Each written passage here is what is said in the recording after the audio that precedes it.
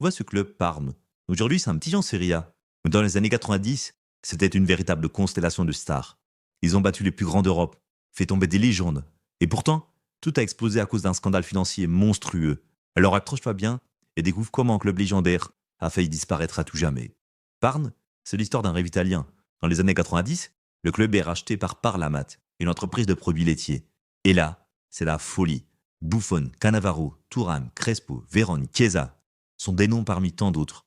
Que des monstres. Il gagne 2 coupes UEFA, la Coupe des Coupes, la Super Coupe d'Europe, 3 Coupes d'Italie. Et il domine l'Europe sans même gagner la Serie A. Une équipe de gala, avec du jeu, du style et de l'ambition. Mais tout ça reposait sur une bombe à retardement. Parlamat n'est pas une entreprise modèle. En 2003, on découvre qu'ils ont truqué leur compte pendant des années.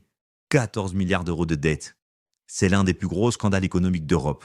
Résultat, Parme perd son financement. Le club est au bord du gouffre. Ils vendent tout, joueurs, actifs, et ils n'ont plus rien.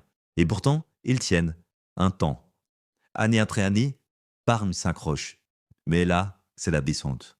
Moins d'argent, moins de talent. Puis en 2015, c'est la fin. Faillite officielle. Ils ne peuvent même plus payer leur maillot. Ils repartent en série D, le bas de l'échelle. Mais l'histoire de Parme, c'est pas juste une chute, c'est une résurrection.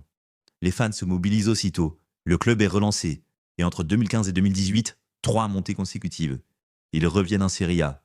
Ils rejouent pour de la Juve, le Milan, la Roma. Pas avec les mêmes moyens, mais avec la même fierté.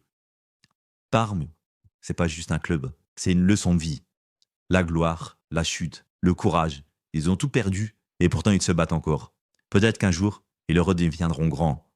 Mais même sans trophée, Parme restera immortel.